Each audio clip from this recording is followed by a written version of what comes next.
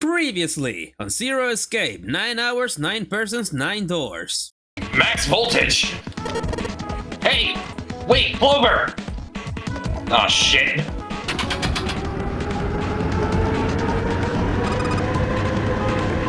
What? I think, Oh.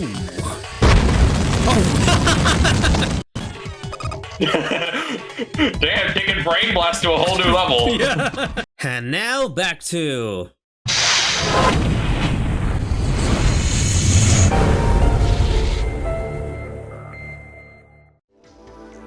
Hello everybody! User Ravens here, and we're back for more Zero Escape. 999, 9 persons, 9 hours, 9 doors, whatever the order is. Anyways, we are going for the true ending this time. And for this, I'm gonna have to basically do something that oh yeah.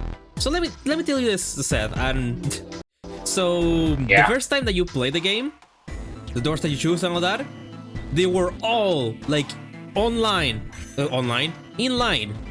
with the true ending, but you did one mistake.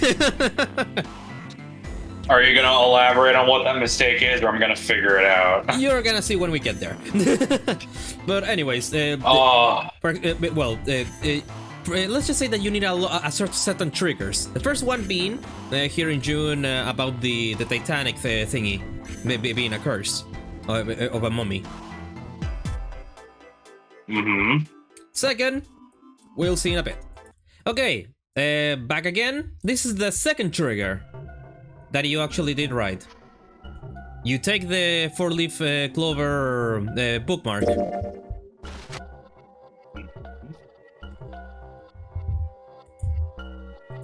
Okay, this is not really an important choice, but do you want to see what happens if we actually answer the right answer? This time besides the funny?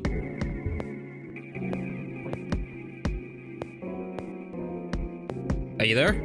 Yeah. I'm here. I said sure. Yeah, it didn't catch on. Anyways, yeah. Maybe a dog? See, you've got the head here, and these are the front paws. And these are the back paws. Jupe trace the black contours. Yep.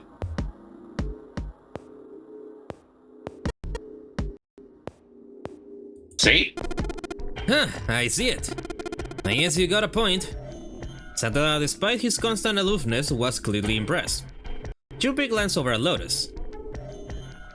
She looks stunned.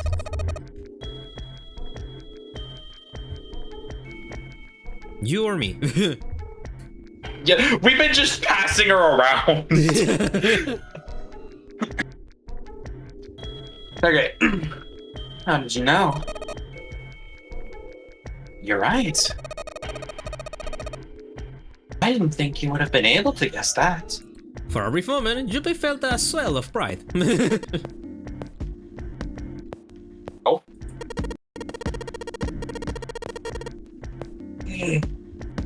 Okay, yeah, and here we go back to OG dialogue. But yeah, that's what happens. Yeah. Okay, so not really important here. I just have a bit of a different choice here. That about there was actually like a conspiracy theory that the Titanic that sunk wasn't actually the Titanic. That the real Titanic is actually he didn't sunk at the Titanic that they used was another Titanic. Because you know they had two sister ships and all that shit. Yeah. Yeah, one was the gigantic and the other one I do not remember how it was called. But anyways, it was related to that. But yeah, also, yeah, again with the Titanic. And here's another point where another flag that you need to do to get the true ending. You actually have to, well, actually, yeah, even though you picked this option the first time around, it still came around to June talking about Ice 9, and then you went to it. That's interesting. If you choose it doesn't matter, you would not have gotten the flag. So I technically did make the right choice. Yeah. A bit delayed, but you did make the right choice in this time around, because yeah, when you choose out of the freezer, I was like, ooh, he's not gonna get the choice, and then you went back to actually choosing the choice. It was like, oh wow, safe. They actually, yeah, they basically give you like 2 chances to to keep that thing rolling. Yeah, I'm just waiting to see where I fucked up. Yeah. Because, like, I'm actually curious. Yeah, I'm just telling you the flags that that are important for the true ending while we go along. Yeah. Okay, Seth, we have arrived at the point where you indeed fucked up. Oh, yeah. Actually, this makes a lot of sense. Yeah, we spent we spent all that time talking in the freezer about S9, and you never brought it up for some reason. Yeah, that makes sense. Okay. How do you know about Ice 9? Ice 9? Ice 9, Ice 9. Ice. Suddenly, Seven's eyes shot open. That's it! I remember now! That woman, she's on this boat! That woman? Any guesses? I feel like he's referring to Zero. That's what my... Well, we don't know an Alice, so I'm gonna assume that's Zero. Alice! Who's Alice? Come on, the woman who won't melt at room temperature. It became clear to Junpei, it became clear to Seven that Junpei had no idea what he was talking about. He ran his hand across his face and took a deep breath. You know about the Titanic? You know how the Titanic sank on April 15th, 1912, right? They know the suck dead, but yes. Yeah. More than 1,500 people died. Worst maritime accident in history. What about it? Did you hear about the boat that was sent to collect the dead bodies? I think that was the RMS Carpathia, right? Carpathia, whatever. It was a cruise liner, just like the Titanic. No. That was the ship that picked up the survivors. The ship that collected the dead bodies was the CS McKay Bennett.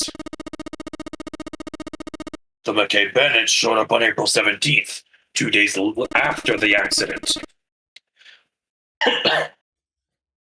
Oh, hey! It set out from Halifax, a port in Canada. Yeah. We have representation. I mean, I'm nowhere near there, but yeah. And recovered 306 bodies. The Atlantic that far north was really cold. It would have to be for there to be icebergs and stuff. Anyway, the bodies they pulled out of the water were frozen solid. Like Jack. Nah. This isn't a very nice story. So what happened next? Well, they say the McKay Bennett recovered something more than just dead bodies. There were various bits of stuff floating around in the water. Things the drowned had carried with them, or stuff dislodged as the ship sank. One of the things they found was a coffin. A coffin? Yeah. A wooden one. Remember the It's ancient the mummy? coffin from the fucking storage room! Yep. And also the one, when you was talking about the curse of the mummy, because they were carrying something like that in the Titanic, June was right all along. Oh wait, no, I have to say, I have to say like so. June was right all along. Oh my god. The craftsman who made it must have been pretty skilled. It wasn't just a wooden coffin; it was all wood.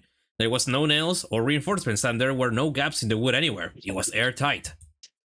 The crew got pretty curious about that, what might be inside it, and opened it up. They had to get a wedge and hammer it open. It was so well made. Inside,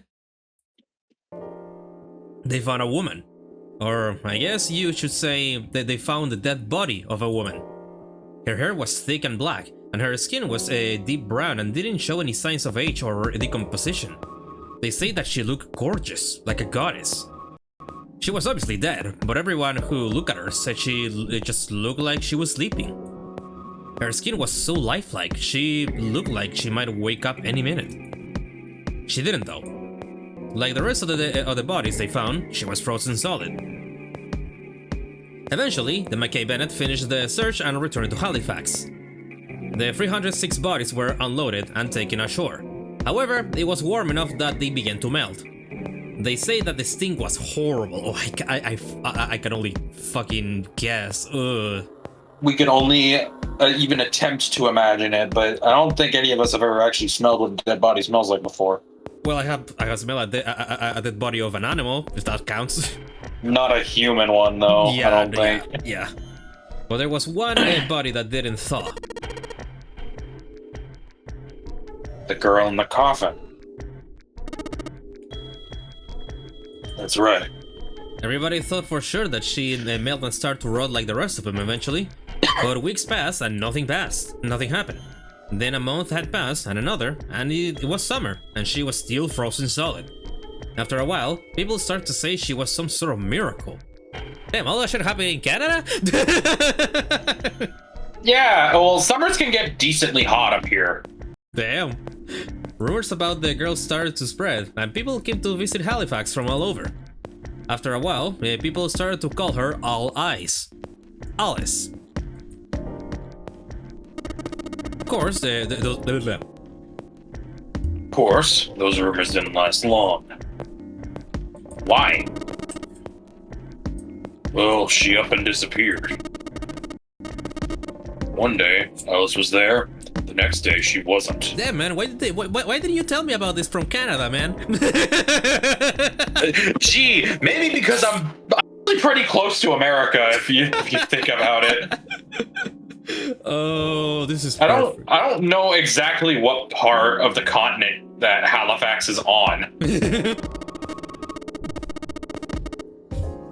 They say someone snuck into where they were keeping her and stole the body. With the body gone, the rumors followed pretty quickly. And after a while, no one remembered her. Oh shit, actually, this reminds me. Have you ever watched the Mummy movies? The one where that actor with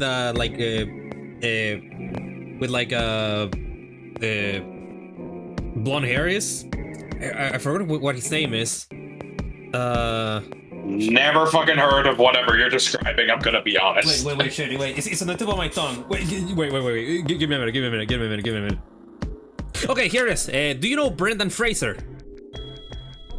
No. Fuck! Anyway. Bro, you for this answer. Why are you surprised? Okay, Brendan Fraser, the main guy from one of the most famous Mummy movies. He had 3 movies. One, it was like The Mummy, The Awakens, The Mummy, The Revenge, or I forgot what the second movie was, but the name of the second movie was, but I remember like the first 2 a lot. The first one was like an Himalayan. I don't remember if it was Chinese or Japanese mummy. Either way, it was like in the Himalayan mountains, and there were abominable yetis that were fighting in that shit. It was a wilder movie. I personally liked it though, even though a lot of people didn't. Anyways, thing is, recently they're gonna release a 4th movie. Okay, damn. And I'm honestly kind of excited.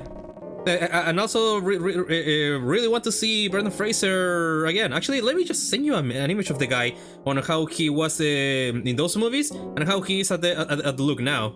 And I will say, I do miss his old look. Although, hey, for the new movie, maybe he will go back to that look. Yeah, look at it. Look at this. Let me just tab out of this. Oh, damn. Right? And also, I cannot help but whenever I see him, he looks so much like Leon Scott Kennedy. Like, actually. Yeah,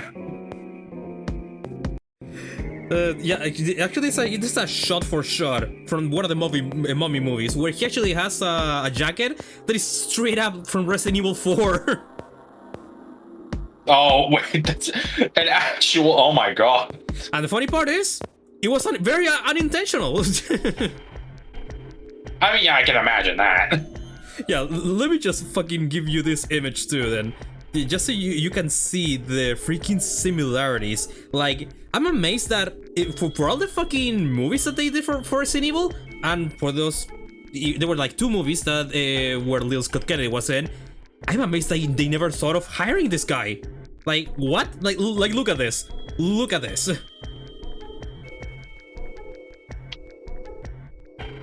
Yeah, oh my god, Right? what the fuck? He's like a 1-to-1 for Lil Scott Kennedy. Fucking Brendan Fraser. He fucking is! I'm What the fuck? Yeah, he never auditioned for those movies, but he looks much more like Lil Scott Kennedy than whatever the fuck we got from the actual movies. Even in the hair! What the fuck? Right? Yeah, I even see it in the hair. It's a little bit obvious because you gotta maintain the hair. You can't just have fucking modeling physics, but even the hair is done good. Yeah. What the fuck? But yeah, I cannot wait for him to go back for the Mummy 4 movie, and he's rocking that look again, or at the very least how he was before. I cannot wait to see it because man, how to say this in the not gay way possible? I am straight, and that man is a beautiful man.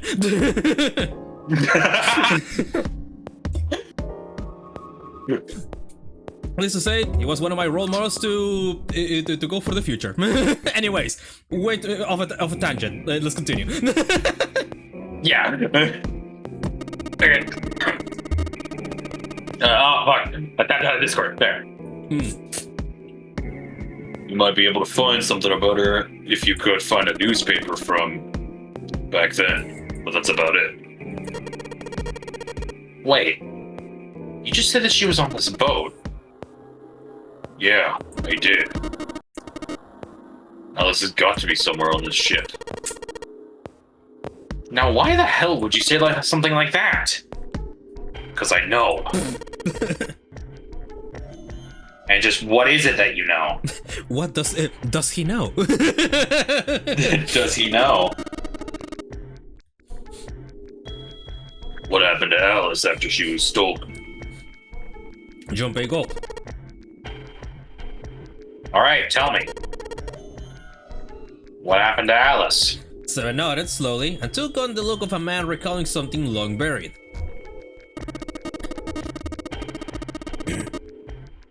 Well, at that time, the word was that there was a thriving black market in New York. Of course it was New York. Yeah.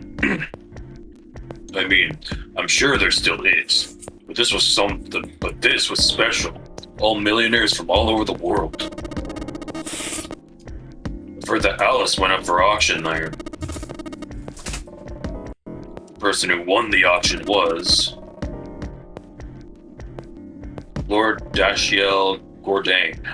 Yep. Remember him?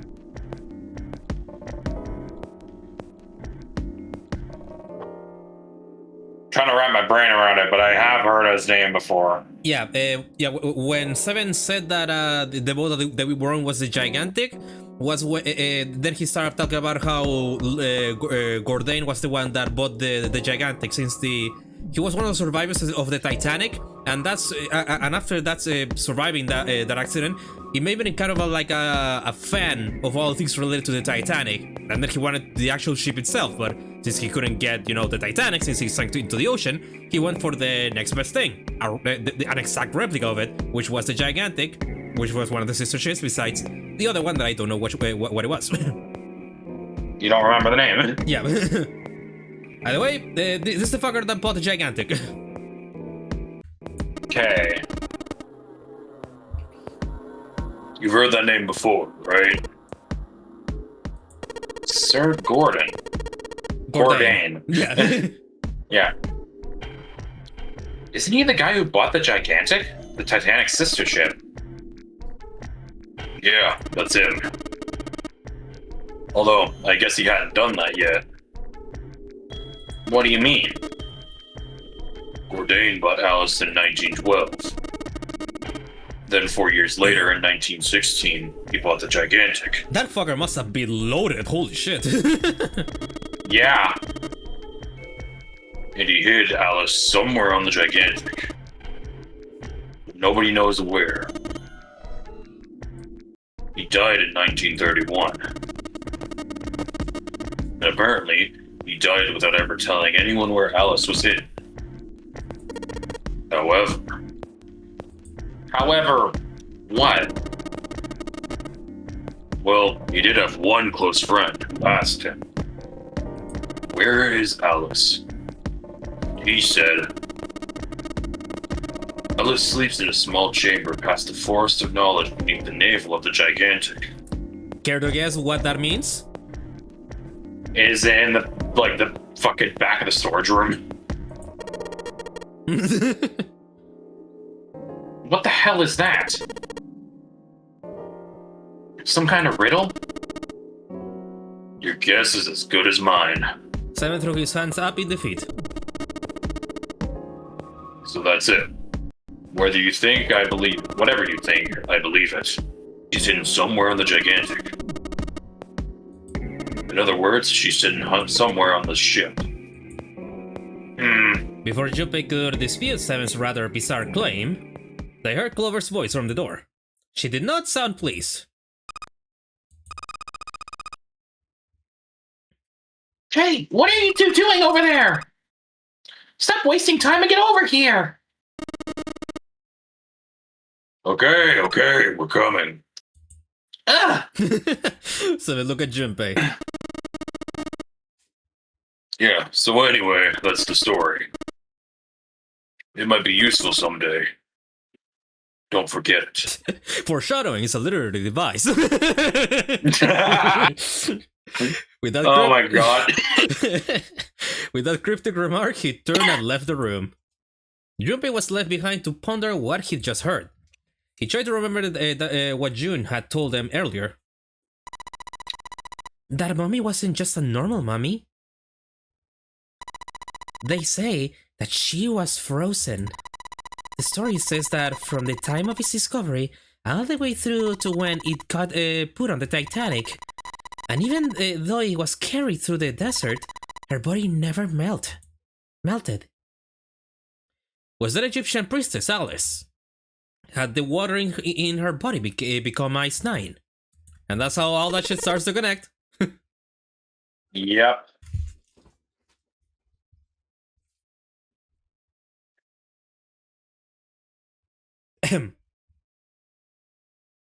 Oh, right. Sorry.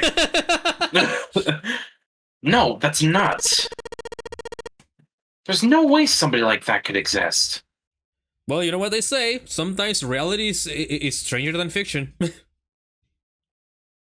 Junpei shook his head, trying desperately to clear it, and followed Seven to the operating room where Clover was waiting. Alright, I'll catch you up on when the next bit of important things came along. Here's another thing that you did well. You indeed have to give her the 4-leaf clover that you get from Santa.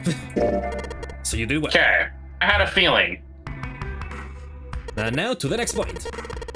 Okay, now here's another good thing that you did the first time around. Door 1. Door 1 was indeed the correct choice. Okay, here we are at the part that is new now that we have put up all the flags from all the previously things that we have done. Fuck yeah. Yeah, this is new dialogue. Oh god, what the fuck did I do? What did you Why do? is everything zoomed in? I zoomed everything in. Wait, what the fuck? No, zoom out. There. It was zoomed to 200%. What the fuck? Okay, it's ready. Well, even if he wasn't one of us, there was no way that man could be Zero. Don't you get it? The letters that spell Zero on the TV screen the captain's clothes he's got on, and of course the bracelet with a 0 on it. It's too obvious. Look, this is 0 right here. This dead body is 0. Doesn't that seem kind of funny to you? You're right. Only an idiot would see through something like that. Wouldn't see through something like that. No, that's not the point. I'm not trying to make fun of them for thinking a trick like this would work. I'm sure they didn't think it would work. Which makes me wonder, why did they do it? I think this is a challenge. A challenge from the person who's really behind all this. He's making fun of us. You're making a lot of assumptions, Junpei.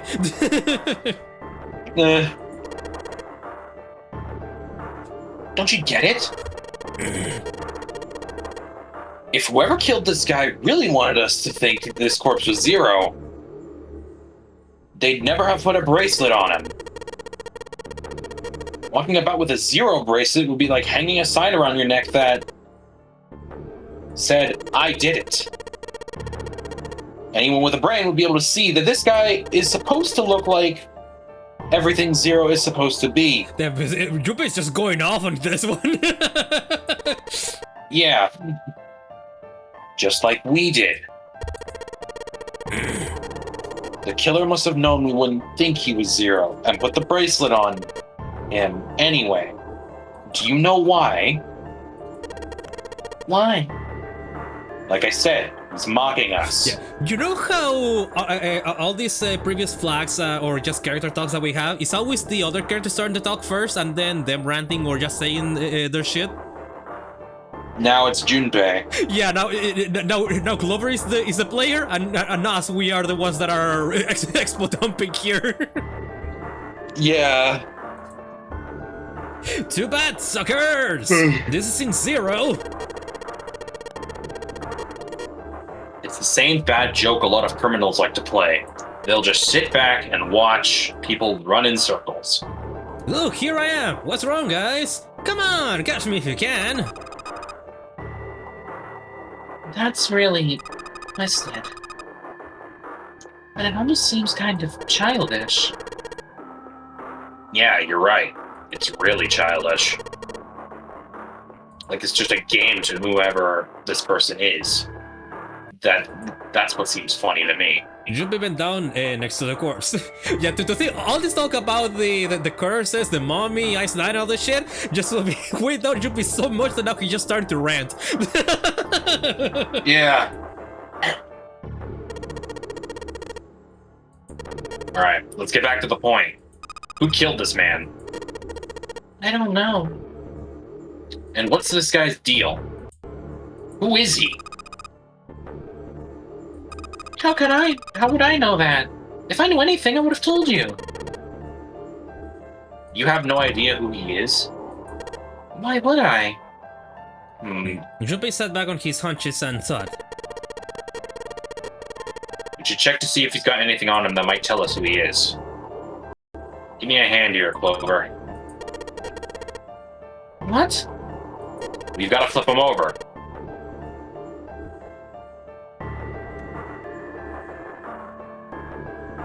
Oh, there we go. How else are we gonna search his pockets? Sorry, it froze for a second. Yeah, don't worry. Yeah. But yeah, given how the events are unfolding now, you think Junpei is now gonna find the thing that Clover found? Like the axe? Clover didn't move. No, we found the axe. Even before that, she found the axe. Oh. I mean, it is basically, it was in the floor when we came into the room. Yeah. Yeah, but yeah, Clover didn't move, and Junpei had no choice but to move the body on his own.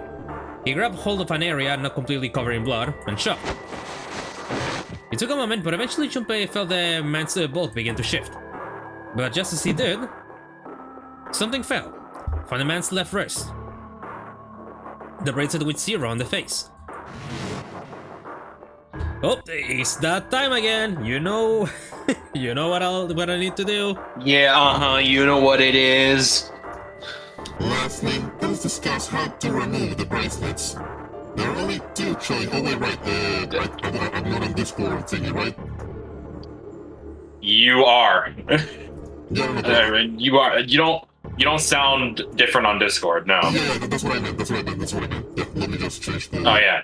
Discord. Okay, is it good now? There we go. Now I hear Zero. Okay, there we go. Lastly, let's discuss how to remove the bracelets. There are only two ways to do so. One, you escape from this ship. Two, if your heart rate reaches 0. In other words, once the bracelet is taken outside the confines of the ship, or the deck that is wearer's heartbeat has fallen to 0, it will shut down automatically.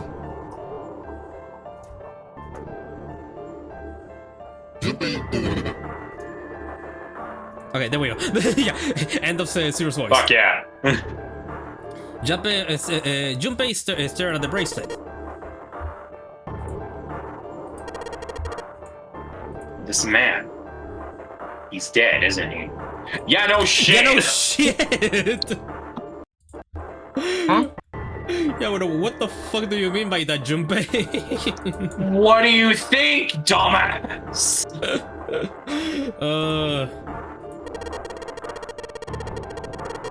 No, it's just... I guess I didn't really think about it until now. If his bracelet's off, that means he's dead. Well, it's pretty obvious that he's dead. You don't really need to look at his bracelet to figure out that he's dead. Yeah. Yeah, I guess you're right. It is pretty obvious. You know what was not obvious though? What? Ace on the floor would bleed. Oh my god.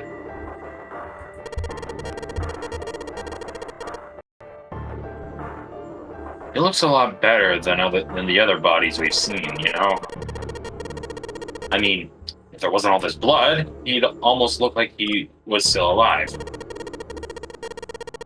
I mean, I know that it's kind of messed up. It's kind of a messed up thing to say, but he kind of has it better, you know? Dying from a bomb going off inside you. I mean, that's just... Some of Snake's bones went right through his skin.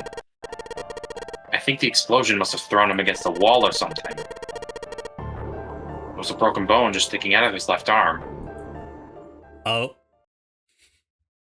Suddenly, Junpei realized what he was saying. Yeah, no shit, Junpei! How could he have been so cruel? He clapped his hands over his mouth. But it was already too late. He turned to look at Clover. She was glaring at him furiously. What did you just say? Her words sounded cold. He knew an apology could hardly atone for what he's done, but he tried anyway. Oh, I am so sorry. I shouldn't have said that. I really don't know what I was thinking. I mean... No, that's not what I'm talking about. What did you just say about his arm? Remember? Yeah, it's a prosthetic. Yeah, because in this timeline he doesn't arm? know. Yeah. Yes, his left arm. You said it, didn't you? Well, yeah, I did, but... I mean, didn't you see it too? Of course not. Look at him. Clover took a quick, deep breath. Are you sure it was his left arm? Junpei thought back. Yeah, I'm pretty sure it was. And he had a broken bone, right? What the hell are you getting at here? Just shut up and answer me. She shoved her face closer to his. He could see the fire in her eyes. Junpei winced and swallowed. Yeah, he did. It was pretty bad, too. The bone was sticking out of the arm. No sooner were the words out of his mouth than Clover's expression changed. Suddenly she was crying. Junpei wasn't sure what to do. Thank you. He was close to the last thing he had expected here. Junpei had no idea what had just happened. He didn't think he'd done anything worthy of thanks, and he couldn't understand why she would have chosen that moment to begin crying. So he simply stood there, confused. Thank you, Junpei. She thanked him again, and then something even stranger happened. Oh, No. oh, that's adorable. Clover threw herself into Junpei's surprised arms. Hey, what's going on with you? I'm sorry, it's just, I'm so happy. Why? The body in the shower room. It isn't his. It isn't my brother. It's not Snake. Why on earth would you think that? Because his left arm. She stopped It herself. froze. She stopped herself. Alright. I'm sorry. I really shouldn't be talking about this. Junpei decided it would be prudent not to press her for any more information. If she did not wish to tell him, she certainly had a reason for doing so. Perhaps more importantly, however, if Clover was so certain, then she was likely right. That meant that the body in the shower room wasn't Snake. It wasn't much, but that knowledge lifted some of the weight from Junpei's heart. He's still alive. I'm so happy. Tears shone in her eyes. Those tears melted Junpei's heart. As she cried, she had pushed herself up against his chin like a child. Junpei put his arms around her Against his held her chin? tight. Is it chin, right? Oh, shoot! Oh, wait. Chest! Chest! Chest! what the fuck was that other word? What was that other word? Whoops! Oh yes, I do love misreading. I do love misreading. Boy, do we love the English language.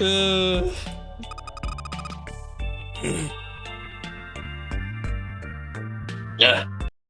Junpei, you were right. No matter what happens, you can never lose hope.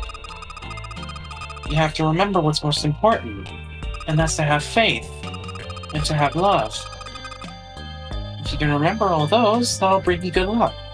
Clover reached into her pocket and pulled something out. And this is why this shit is so important. Yep. It was a laminated bookmark with a 4-leaf clover. I only made it here because he gave me this. I was suspicious of everybody, and I was angry and miserable. But because I had this 4-leaf clover, because of what you said to me, Junpei hadn't thought his words would have had such an effect on her. Her words were making him feel a little awkward.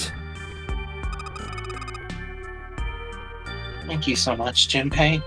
She looked up at him. He scratched his nose and pretended to notice something interesting somewhere else in the room. If you really want to thank somebody, you should be thanking Santa. Santa? Why? Well, he was the one who gave me that thing. And the words for each leaf, I got that from him too. Then suddenly, Clover broke away from Junpei.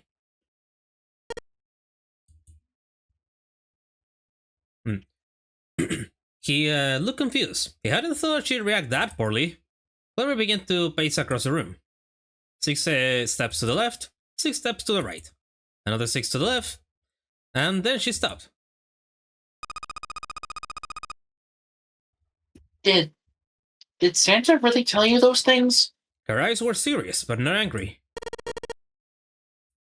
Yeah, he did. Did I, say something wrong? Oh, no, not at all. In fact, this could be really good news. I think. You think? Santa knew about the words in the clover. The only people who should know about that are the other subjects. Subjects? The only people who were the other people who were in the experiment 9 years ago. With my brother and me. And there we go! Huge fucking lore drop. So Santa was part of the experiment 9 years ago. And what else happened 9 years ago? His sister... was it like his little sister or just Little sister? sister, little sister. Oh no, she fucking died. Yeah, little sister. She fucking died. Yeah.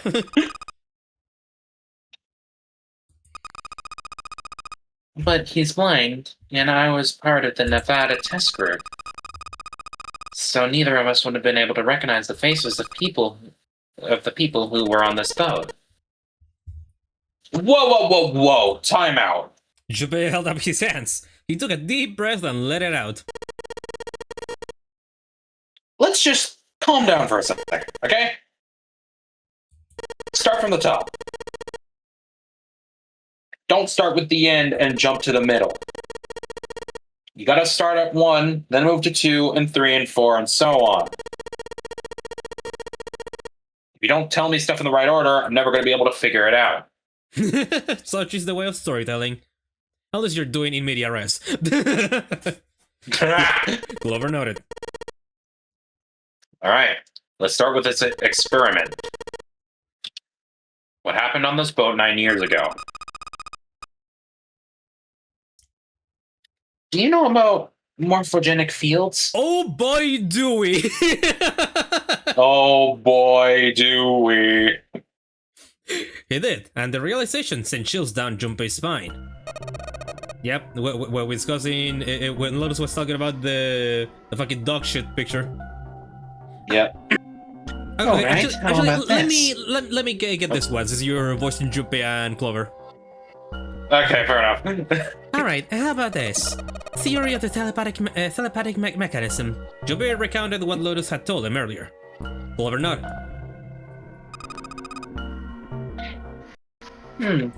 Telepathy, huh? Well, that's not really it, but I suppose it's similar. They were testing telepathy on this ship? Yeah, I guess so. So, what exactly did they have you guys do? The same thing that we're doing now. Exactly the same thing. And this is why Glover. Yeah, remember when Glover was with Seven and Lotus, and she said, well, you know, before Ace killed her, that she wanted to be alone in a room, and when they came back to her, she already saw the door and went out, because she already went through this shit before. She already knows a lot of the answers. Yeah. I've played these games before! What? The nunnery game. 9 people were put on this boat, and 9 others were put in a building in the building in Nevada. And the game started. Yeah, and also, big foreshadowing, Zero did say at the start, I am sure some of you have known this game. Are already familiar with this game. Yeah. Zero said. And of course, one is very familiar because one fucking invented the thing, and well, now we have Clover and Snake that participated in the game, and also Santa for the sound of it. Santa, apparently. Look, I'm sorry, but I don't get it. What did the nonary game and some telepathy experiment have to do with each other? Clover bit her lip. She blinked back, sudden tears. What had happened to her in Nevada? The ability to access morphogenetic field is affected by a couple of things. The first is epiphany, and the other is danger. Remember this? Sound familiar? Partly. So I might need a refresher. remember the rats experiment? Yeah. And that why they had to drown, and basically because they need to be in danger, so that they were talking about how the word emergency comes from the word emerge, and what emerges in emergency? Inspiration. When the ships are down, you either break or pick Make exactly, or break. Yeah, make or break. And what you pick out of it is epiphany. Having an epiphany to, oh shit, this is what I need to do. Yeah. And who the fuck said all that about the Rust experiment? And that and they also say that the experiment was true? Santa. Well, we were with... Yeah. It was fucking Santa. You know how sometimes you're up against a really tough problem, and then the answer just kind of pops into your head? That's an epiphany. That's also what Santa said, like verbatim. Yeah. And what you learn from the epiphany can be transmitted with telepathy. And when you add danger to that equation, then it gets easier to transmit that information over telepathy. So are you saying the Nonary game was supposed to introduce that element of danger? Yeah, but it couldn't just be any old danger. It had to be life and death. And someone did actually die. A girl. Yep. That was Santa's sister, right? Yep. Well, at least what we assume it is. What we assume it is, yeah. Well, no, because keep in mind, Lotus's daughters are fine. Yeah. So, based on process of elimination, it's highly probable that it was Santa's little sister. Yep. Junpei failed. Also, I said Lotus. Hang on, I said Lotus's sisters. I meant Lotus's children. Yeah, children. I realized what I said. Yeah. Junpei felt a sudden grip of despair on his heart. Something deep and distant, powerful squeeze, and for a moment he felt very, very empty and alone. She was on the boat with my brother. I was in Nevada, so I never met her, but I did hear her name. Her name was, The sound of the door opening was like a gunshot. Junpei spun around. Oh, my apologies. Oh, I seem to have disturbed you. Yeah, no shit, brother. Ace. You two must have strong stomachs. I can't imagine how you could stay in this room for so long. Ace glanced down at the floor, at the corpse covered in blood. At any rate, Junpei, would you be so kind as to come and help me with something? I'm having a little trouble, and I could really use your assistance. Come on, it'll only take a moment. You motherfucker. And with that, he turned and walked back towards the communication office. Clover waited until he was outside, then spoke in a small, quiet voice. I don't want Ace to hear us. Can we talk about this later? Huh? Hey, wait. Clover ignored him. From outside, Junpei could hear Ace calling. Junpei, what are you doing there? Hurry up!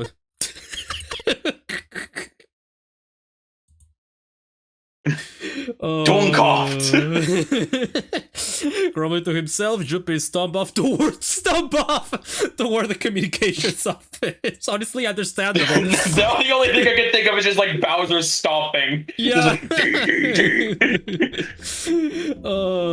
Okay. Now let me catch you up to speed once I get to the thingamajig. I'm good. Okay. New shit. Yeah. All eyes. I remember when we were speaking briefly about this, and when you had no idea what this was, I was grinning all this time. By the way. Oh, you fucker. Yeah. All eyes. Alice. Did that mean? Junpei couldn't hold back. He had to know what was in that file. Each page was covered with strange characters. They look like tiny drawings of birds, snakes, insects, horned animals, wings, and even kneeling humans. There were many pages in the file, and each was full of these strange symbols. What the hell is this? He didn't realize he spoke out loud until Ace looked over at him. They are hieroglyphs, a form of writing used in ancient Egypt. I don't know how the fuck does ancient Egypt even read this shit. Neither do I. Ancient Egypt? That's right. Can you read them? Of course. I can't. What would make you think I could? What the hell? Junpei flipped through a few more pages. It wasn't just 1 or 2 pages that were covering the strange symbols. Every single page was covering them. Trying to read them was pointless. Junpei wasn't going to waste any more time with them. He made to close the file. And something fell out. He bent down and picked it up.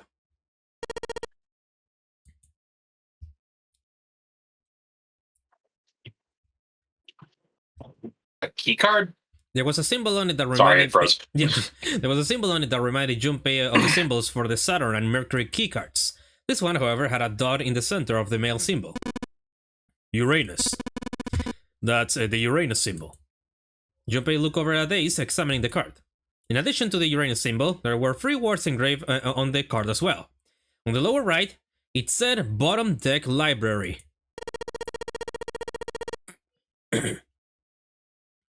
God, it's every time Junpei starts talking, it freezes. This must be a key to the library on the bottom deck. So it would seem. The bottom deck, the library. Junpei remembers something he heard from Seven when they've been in the chemical closet, and this is why it's important that you speak to that you have this thing from Seven. Yeah. Alice sleeps in a small chamber past the forest of knowledge, beneath the navel of the gigantic. Oh, past the forest of knowledge of the library. Yep. Did beneath the navel mean the bottom deck? Did forest of knowledge mean the library? If it did, then was Alice in a room somewhere beyond the library? Was wrong. Junpei blinked. Only then did he notice Ace looking at him. Curiosity and concern reading across his face and unequal parts. There was no reason for Junpei to hide his thoughts. He began to explain his theory to Ace. Then he stopped. It wouldn't make any sense if Ace didn't know who Alice was supposed to be. So he told Ace everything June had told him. About the Egyptian priestess. About Ice 9. And finally about the woman who had been recovered from the Titanic disaster. He told them about how she had been called All Ice, which had eventually turned to Alice, and how she had been purchased by an English millionaire who called himself Lord Gordain, and how Gordain had hid Alice somewhere on the ship. And you think that he hid her in a small room beyond the library on the bottom deck? Yeah. Well, I mean, I guess so. I see. He stared off in the distance, his hand slowly and absent-mindedly stroking his beard. After a few moments, his hand stopped. He turned slowly to look at Junpei, and his brows drew together. Junpei, have you heard of the term Cass? Have you? Nope. You're about to learn. A lot of this playthrough has been just that, right? It's like, have you heard? No. Have you heard about this? No. You're about to learn. Yeah. Cass? It stands for Cells Alive System. It is an advanced technology for freezing and preserving organic matter. Put simply, it is a technique that allows one to freeze things without the formation of ice crystals. Normally, if you freeze something fresh, water within its cells expand as it crystallizes, damaging the cell membrane. Cass, however, works differently. Yeah, because when you freeze stuff, it ends up sometimes, most of the time, for example, a vegetable, it will damage that vegetable. Yeah. Yeah, but Cass, however, works differently. The object to be frozen is super cooled using magnetic fields, and then frozen instantly and uniformly, giving ice crystals no time to form. It was originally developed for the preservation of food, as an alternative to the normal freezing process. But now, however, there are rumors that it can be used for other things. What do you mean, other things? Well, there are obvious medical uses, but perhaps also space travel. Space travel? Are you serious? Surely you heard of suspended animation, cryogenic freezing, Futurama? Yeah. It's a fairly common idea in science fiction, books and films. But also, yeah, the movie Alien. Basically, they basically put themselves in freezing, in a cryogenic sleep, so they can basically sleep off the millions of years that they travel in a spaceship. Yeah, cryopods. Yep. People are sometimes frozen for especially lengthy journeys through space. That was when Junpei understood what Ace was suggesting. Whoa. Wait a minute there. Ace looked at him and raised an eyebrow. Are you saying that Alice was frozen using that cast thing? Well, I'm sure the possibility is quite low, but it is a possibility. If this special ice you call Ice 9 does indeed exist, and if Cass were used to freeze her into that sort of ice instantaneously... You think she could be alive? Well, I can't say for sure, of course. I'm only talking about possibilities. That melting point for Ice 9 is 96 degrees, right? If she were put somewhere where she could reach that temperature... It's nuts! I think we have heard Junpei say that a lot. Yeah. Are you really saying she could have defrosted and started walking about? You're quite right. It does sound unbelievable. But if she had, then we would have an explanation for the man we found dead on the floor. You mean the guy dressed like the captain? Yes. He was dead when we found him. Clearly, he was murdered. But if he was murdered, then by who? He couldn't have been one of us. I don't know, Ace. I don't know about that. You seem to have a reputation for sneaking around and killing people and having no one notice. Yeah, that would be impossible. Yeah, I see. It would also be Not impossible really. for one people to kill Snake, right? It would also be possible for one people to do it. Yeah. In order to enter the captain's quarters, one must first open door 1. That door that requires the Earth Key prevented us from accessing door 1. Who was it that opened that door? Santa and Lotus. Right. Clearly, the two of them could not have opened door 1, or any other door for that matter. Who else then could have done so? Junpei thought for a second. No, nobody. After Santa and Lotus had used the Earth Key, they turned back and met up with Junpei and Jun, who had just returned from E-Deck. The four of them then proceeded to return to the large hospital room to reunite with Ace, Seven, and Clover. When Junpei and his team had gone into the shower room, Ace, Seven, and Clover had been left in the large hospital room, but they would have been unable to open door 1. Perhaps when Junpei and Jun had taken the elevator to door 2 then. No, that would have been impossible.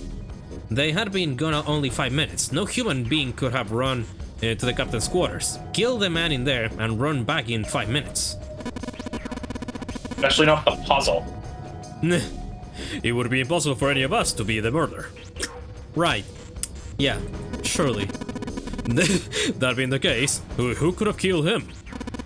Wouldn't it make sense if his killer was someone who had been in the ship for some time? A person like that would know the ship well. They would know the locations of all the hidden passages and secret doors. Like you? The numbered doors would mean nothing to someone like that. It would be a simple thing for them to enter the captain's quarters.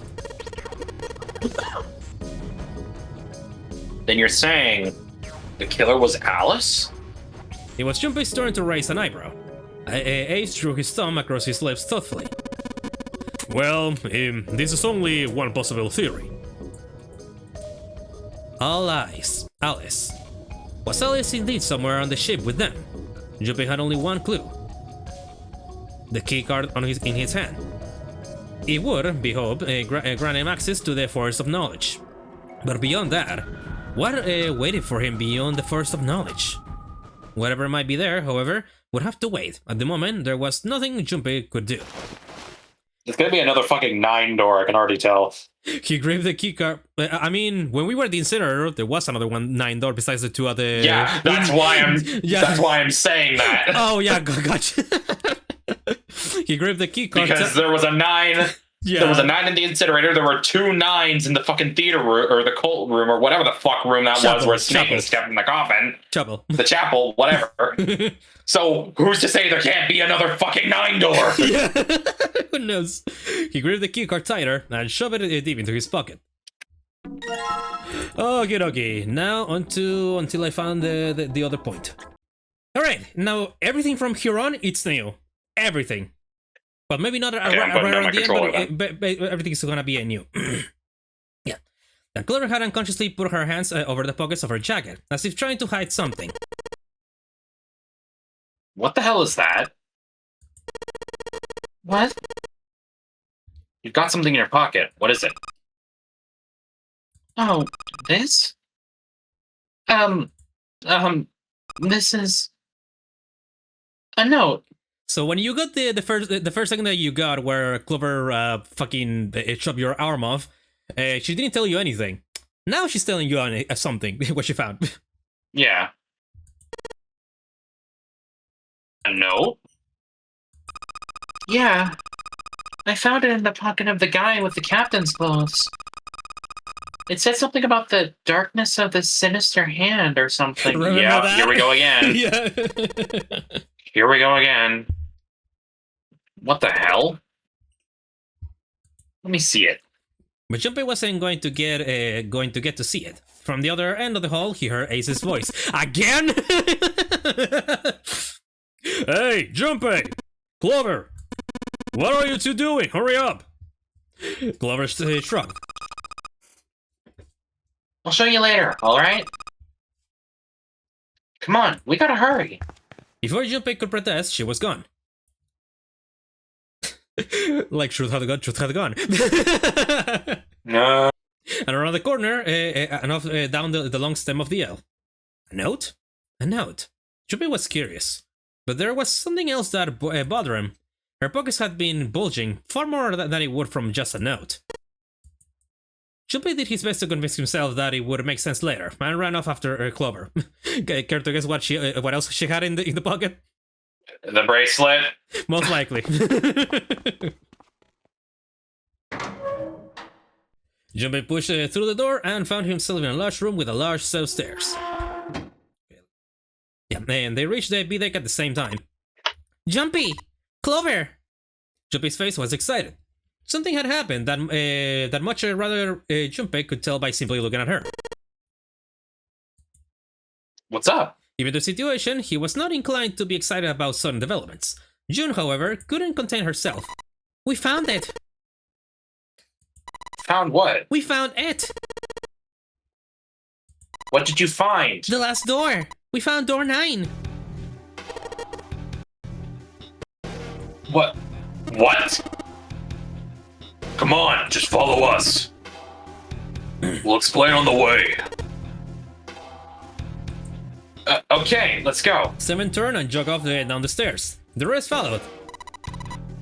We finally made it! The relief and excitement in her voice echoed what each of one of them felt. Yeah, it's finally time. Yeah. The first time around, Clover ended up stopping us to go through the other door, but now, doesn't seem like it. Junpei wasn't quite ready to believe they'd really done it, at least not just yet. Still, if everyone said that it was door 9, then it probably was. He could feel his heart racing. A mixture of anticipation and fear ran through his veins, and he could feel his legs shaking. He was doing his best to maintain a sense of healthy skepticism, but he couldn't deny that the prospect of escape was an exciting one. But there was one thing he couldn't get off his mind. The numbered door could only accommodate between 3 to 5 people. And there were 7 of them on their way to the door 9. That meant that even in the best case scenario, there would be 2 of them who would have to stay behind. 2 people. He didn't have any solutions to that problem yet, but he was desperately hoping one would present itself. Junpei looked over at the clock. The hands indicated that it was 4:30. They had 90 minutes before their time was up. Hey! Junpei! June! What the hell are you two doing? Hurry up! Hurry it up! Said his voice jolted Junpei out of his reverie. Let's go, Junpei! June took off down the stairs, jogging as quickly as she could. Junpei followed. Yep, and no stopping from Clover this time around. Yep.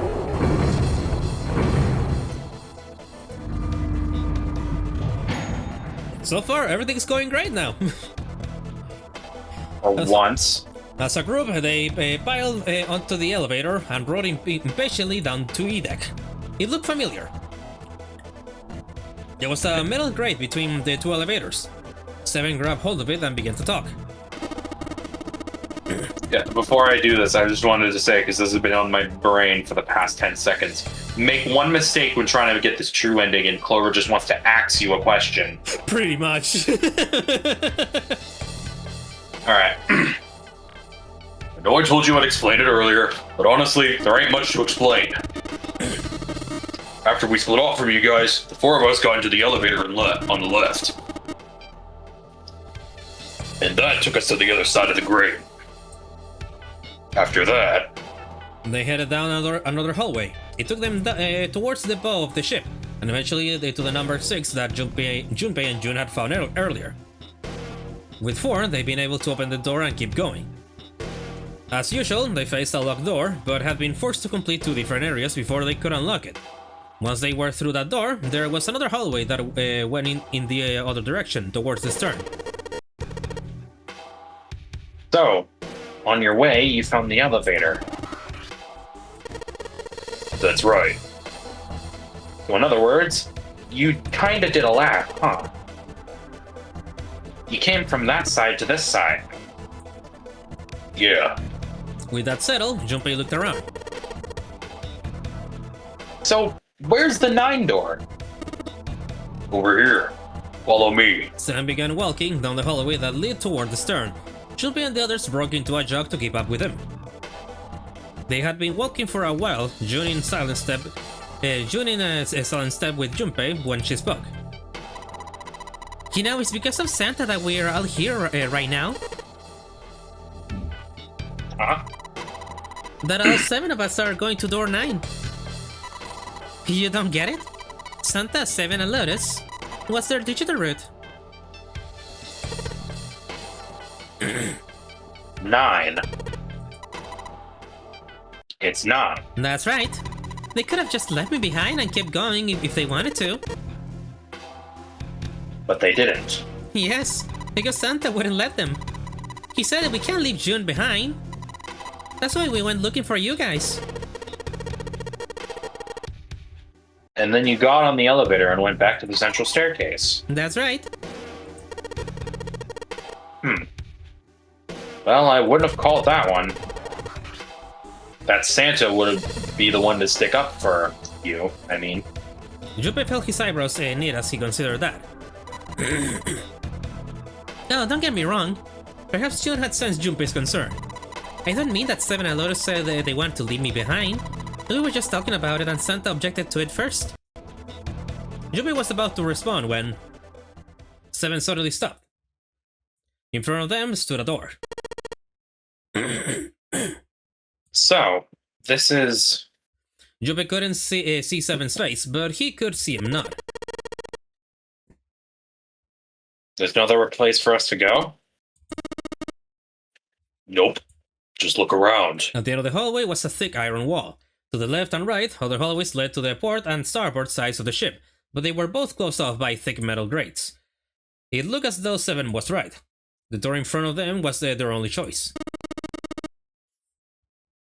Alright, let's get moving. He pulled open the door and walked in. Junpei took a deep breath and followed. It appeared that they'd been telling the truth. The first thing Junpei saw as he entered the room was the number 9. Like all the others, it was a rough thing made of red paint.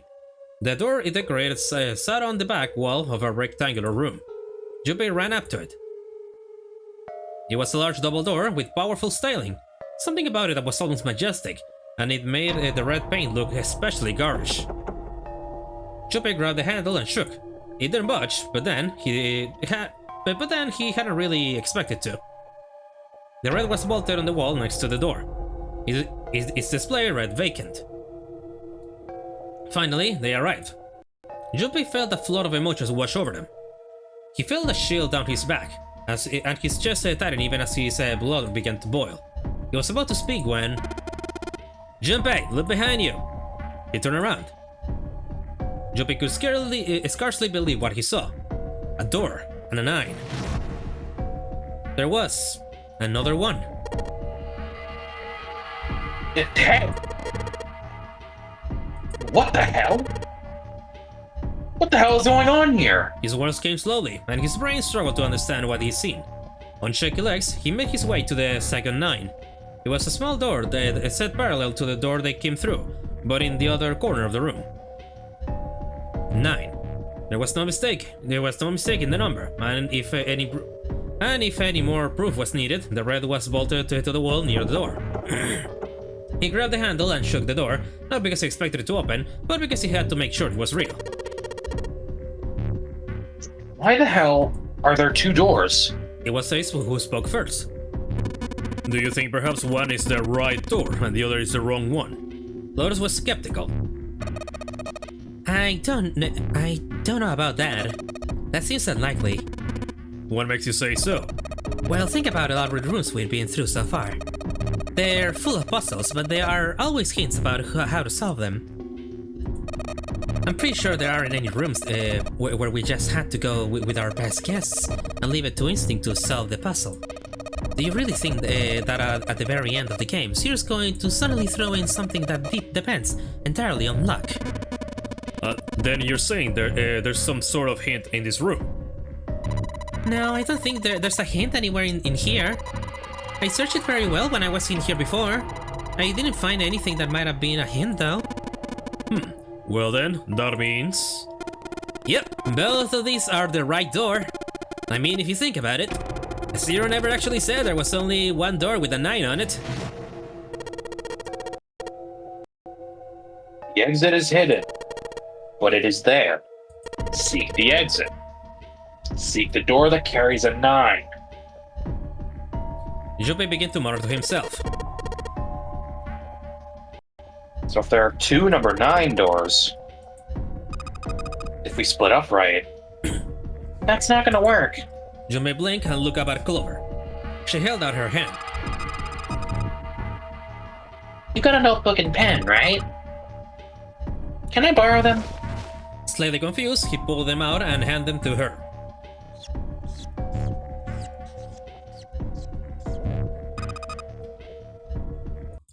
Look at this. Clover opened the notebook to a blank page and set it down on the desk. Everyone else gathered around her and watched as she wrote down a series of numbers.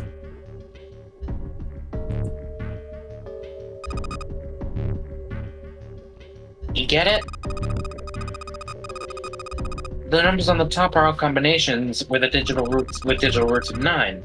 The numbers on the bottom are the people who don't fit. There's only 8 possibilities and we split up into 2 groups of 3 or 4 people. So if 3 people go through the door, then 4 are left behind. 4 go through, then 3 are left behind. Right? Clover nodded, almost as if she were pleased with herself for solving a difficult math problem. The room went very quiet. Silence lay across everyone like a thick, heavy blanket. No one spoke. Their faces were blank. Desperate for something else to look at, Junpei turned his eyes to the room around him. As he did, he began to wonder, what was it? The walls were covered with candles. The wavering flame made the shadows of Junpei and his companions look as though they were dancing. 2 rows of wooden pews filled most of the room. Between them was a strip of rich red carpet. The carpet ran straight through the room, ending at the door that pointed to the stern of the boat. At the other end of the carpet, an altar. It was a recessed space set into the wall between the 2 other doors. Sitting on a raised section of the altar was a coffin. A coffin. Coffin. Coffin. No, it couldn't possibly be. But if it wasn't, then whose body occupied it? Well, we know. Yeah. That was as far as Junpei wanted to pursue that line of thought. He decided not to think about the coffin for the time being. At that moment, Seven spoke. There was an edge of humor to his voice, but it was forced. Okay, I give up. Figured if we sat around here long enough, someone would volunteer, but I guess nobody's got the guts to do it. Jumpy didn't understand, and he wasn't the only one. What? You guys didn't figure it out? Ugh, fine. Let me enlighten you. Clover was mostly right with her little explanation earlier, but she missed something. She wasn't really wrong. She just... screw it. Let me just write it out. Seven snatched up the notebook and began to write it in. Everyone else clustered around him, desperate for a look. Ah.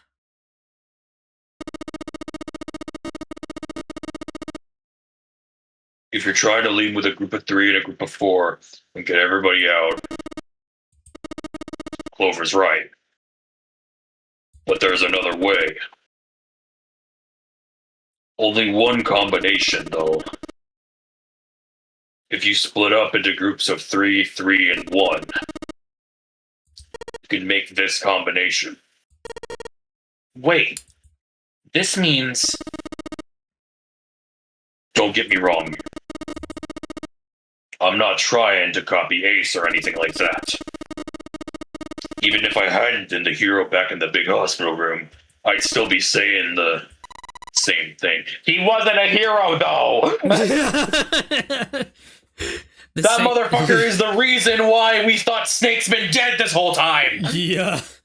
The same thing? Are you saying... Yeah, I am. I'll stay behind.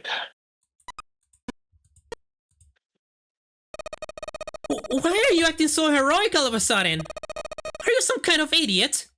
Loris was the first to speak. That in itself was a little strange. She reacted much differently when I had volunteered. I'm completely against this. I'll be goddamn if I'm going to have to owe you for getting out of here. The rest of them began to speak all at once.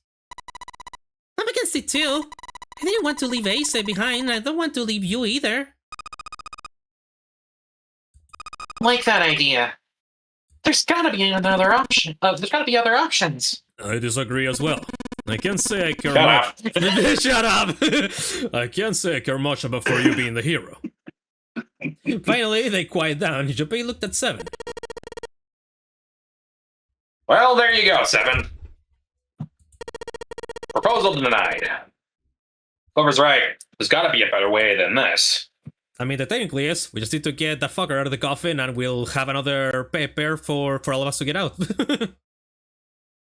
Seven made some noise that was somewhere between the received snort and a cough.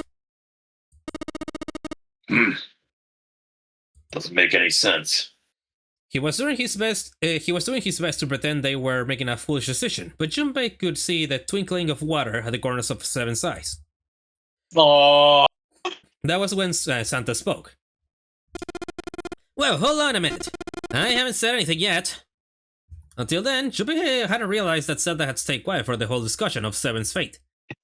Something in his voice made Junpei uncomfortable. Are you agreeing? You want us to leave him here? Santa shook his head. Nah, I'm against it. I don't want to leave Seven here alone. Then I don't see how it matters. I said alone. And I said I don't want to leave Seven alone. so he wants to stay behind if Santa stays behind, or if 7 stays behind. There was a dull shine in Santa's eyes. They were cold and hard. Junpei felt himself shiver. What the hell are you? What, you don't get it? I can't leave just one person. I need 2 more. 3 people, including 7. I'll be leaving behind 3 people. That's my proposal. No. Those are my orders. What do you mean orders? What the hell makes you think you can just order us around? Who the hell's gonna listen to you? You all will. In 3 seconds, you won't have a choice. What? 3, 2, 1. Santa was so fast Junpei could barely see him. When he moved, it was almost like watching a dance.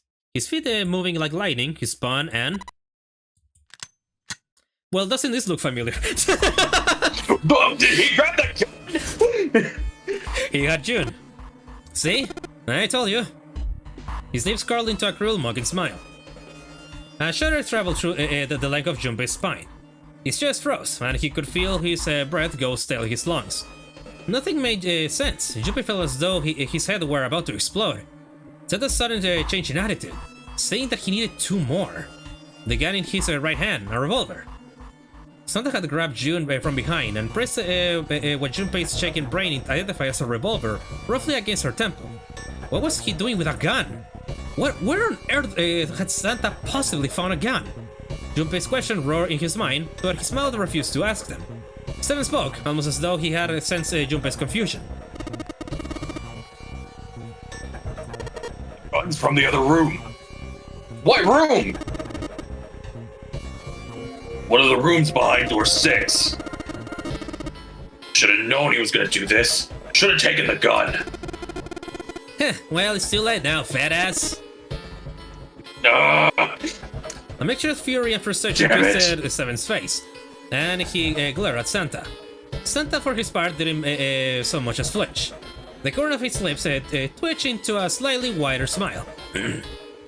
Then the smile faded as he began to move. He walked backward, dragging June with him. Before long, his back was resting against the door. On the wall next to him was the red. He put his hand on the scanner panel quickly and then forced June to do the same. Now, time for you to start following my orders. Ace, Lotus, congratulations! I've chosen you to come with me. Put your hands on the red.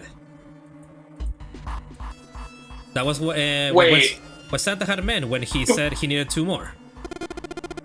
Hey, you deaf? I give you an order. What? What happened? Wait, hold on. He's leaving behind, I think, the 2 of the people who were the main cause of solving the coffin problem. Yeah? It was Santa and Junpei, right? Or not Santa and Junpei, Seven and Junpei. Yeah, and now they have Clover too. And this time, yeah, they have Clover instead of Santa and June. Yep, so what's your trail of thought on that one? That we're gonna open the coffin again. Yeah! Hey, you deaf? What do you think? Yeah, I give you an order. Santa's eyes narrowed to slits. He glared at Ace and Lotus. They stayed frozen, like deer caught in headlights of an oncoming car. Right, fine. I didn't want to waste any bullets, but you guys just don't get it. No sooner were the words out of Santa's mouth that his hand twitched. And the gun roared. A section of the floor exploded, scattering wooden splinters across the floor. A thin plume of smoke snaked out of the hole in the floor. There could be no doubt that the gun was real, and it worked. But why? Santa, why are you? Clover's voice spoke of betrayal and disbelief. Santa, I thought you were one of us. I thought we were friends. What? You know about the leaf word and the 4-leaf clover. Santa's cheek twitched, almost imperceptibly. What the hell is that shit? I got no idea. You're lying. Shut up! Just shut up, you stupid bitch! You want me to put a bullet in your fucking head? Flecks of spit flew from the Santa's mouth. His face twisted with rage. Clover recoiled, her eyes wide. When she spoke, her voice was very small. Santa. He snorted and then shook his head vigorously and turned to face Ace and Lotus. Alright, assholes, what are you still standing there for? Get over here and scan those bracelets. I don't have all day. Oh, what's the matter? Your hair is starting to go? Going senile, maybe? Ace and Lotus still didn't move. It almost seemed as if they couldn't move. June's face was pale behind Santa's arm. Her eyes were wild and her chest heaved with every quick breath, like an animal cornered by a predator. Junpei's mind worked furiously. What were they going to do? Then he realized something. There was nothing they needed to do. There was nothing to debate. June's safety was the first priority. That much was obvious. Doing as Santa had commanded meant that she would be safe from at least two threats. She wouldn't be shot, and she would leave the ship alive, along with Santa, Ace, and Lotus. There was only one thing for Junpei to do. He turned to Ace and Lotus. Please. Go. Oh? But, Jumpy, what are you saying? Are you saying if you stay here, you're gonna be stuck, Jumpy? And so will Clover and Seven. I know. But you don't need to worry about us. We'll figure something out. Right, Seven? Right. You just leave it to us. It's gonna piss me off to do what Santa says, but... Don't worry about me either. There's still something I have to take care of.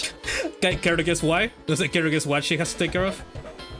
Because she knows her brother is alive and somewhere on the ship. Yep.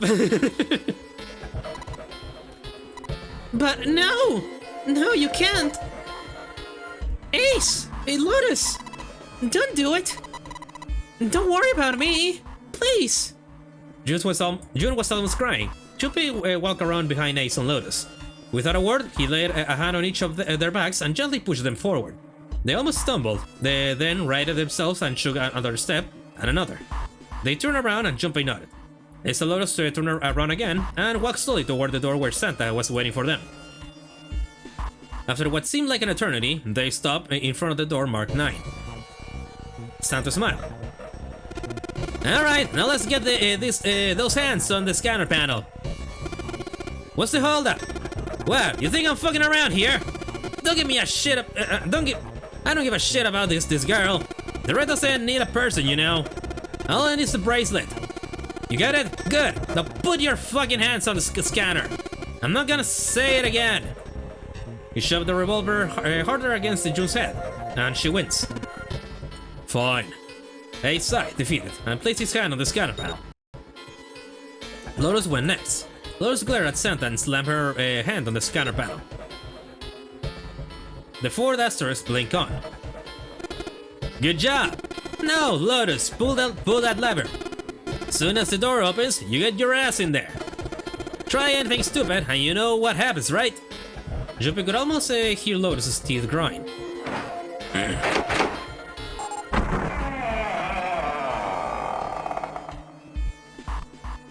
The door slid open. Door number 9 opened at last. It opened with a low but powerful rumble, a drum roll to welcome their chosen few. Alright, go! Lotus and Ace walked through the door, their eyes furious but defeated. Santa waited until they were all the way inside, then hauled himself and June across the threshold as well. 6, 7, 8. Later! You. After exactly 9 seconds, the door swung shut. The ghost of air it created caused the candles of the altar to flicker and die. I don't know, they still look pretty lit to me. Oh no, wait, no, that's the lighting. No, that's the ones on the walls, in the bigger part of the room. Right. The room fell silent. Junpei, Clover, and Seven had been left behind. Clover looked down at her hand and traced with her finger the faint blue veins that crisscrossed them. Seven shoved his arms into the front of his overalls and scratched his stomach. No one spoke. Silence made the air feel thick and oppressive. Desperate for something, anything to occupy his mind, Junpei walked to the larger of the 2 9 doors. He stood in front of it and looked at the red. It read engage. He moved to the smaller door. The red read vacant. Read vacant. The jitter root of the remaining people was 7. What do they need to make a 9? A 2. There was no possible way for them to open a door with 9 on it. Junpei touched the surface of the door. Yeah, even I remember when I say something about that in the safe ending too, that when they said, "Do you perhaps use Clover's bracelet?" Because with Clover's bracelet, they would have been able to open it without Snake taking off his arm. Yeah. He thought about June. Junpei touched the surface of the door. He thought about June, about Akane Kurashiki. Was she safe? And that was all that mattered to him. If she was alive, if she had escaped this horrible boat, that was what Junpei prayed for. Seven came up to next to him. He pulled off his hat, scratched his head, and sighed. So, what do you want to do, Junpei? What do you mean, what do I want to do? What can we do? Seven opened his mouth to respond when... There we go. Bang, bang, bang, bang, bang, bang. A noise echoed through the room. Someone was pounding on something, vigorously. It wasn't mechanical, it was certainly human. Junpei and Seven looked at one another. What the hell is that? Shh! Quiet! Clover motioned to Seven to be quiet. She put on one finger to her lip and closed her eyes in concentration.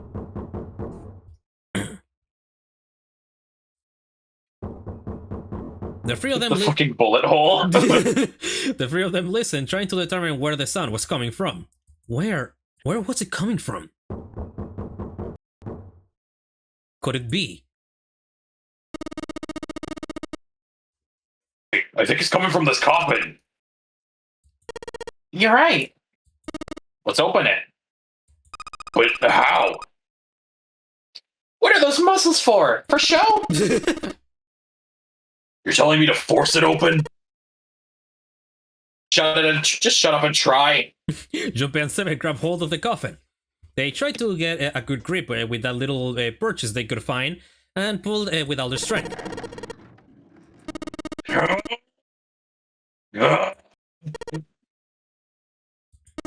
Damn it! Man, it won't even budge. There was some sort of keypad attached to the coffin. Its purpose would not have been difficult to determine. Their eyes were almost immediately drawn to it. Not another one. Yeah, looks like it. Do you think we have to put in the right password or I won't open? I think so. The noise wasn't stopping. In fact, it was getting louder. They had no idea who was in the coffin, but they wanted out, and they wanted out now. They had no idea what they were supposed to do.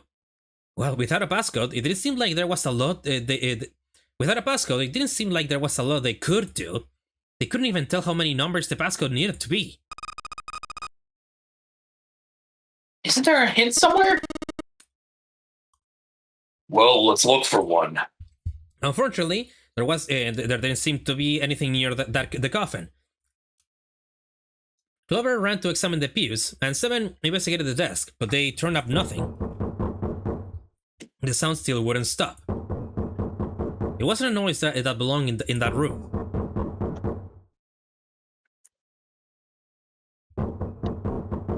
What was the passcode? What was Junpei supposed to do?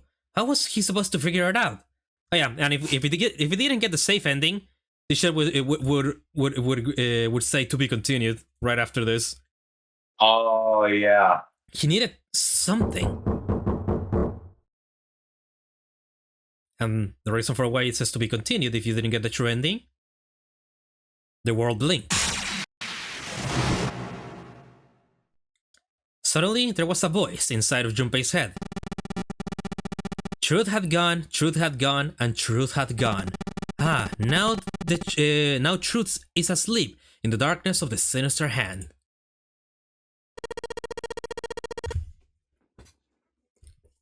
What the hell was that? That voice? Junpei was utterly and completely baffled. Huh? What are you talking about? What's up? Seven and Clover ran over to him, but Junpei didn't know what to tell them. If he told them he heard a voice, they laugh, or worse, they think he was going insane. So all he said was... Oh, nothing. He cleared his throat a little too loud and looked pointedly down at his bracelet. There were a pair of small buttons protruding from either side of it. Junpei pressed the buttons on the bracelet. Right, left, right, left, right, left. Truth had gone, truth had gone, and truth had gone. That was it. 1, 4, 3, 8, 3, 4, 2, 1. 8 numbers blink on and then off on the bracelet display. Junpei checked one last time. 1, 4, 3, 8, 3, 4, 2, 1. 1, 4, 3. Blah, blah, blah. Huh? Eh? Hey, what the hell are those numbers? Oh my gosh, are those? Junpei didn't answer. He simply walked straight to the coffin. He knelt down in front of the keypad, running over the numbers in his head so that he wouldn't forget. 1, 4, 3, 8, 3, 4, 2, 1. 1, 4, 3, 8, 3, 4, 2, 1. With trembling fingers, he punched them in. 1, 4, 3, 8, 3, 4, 2, 1. That was all of them.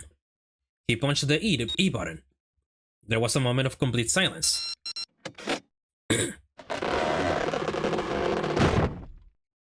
Then there was the sound of the coffin lid unlatching. Someone sat up out of it.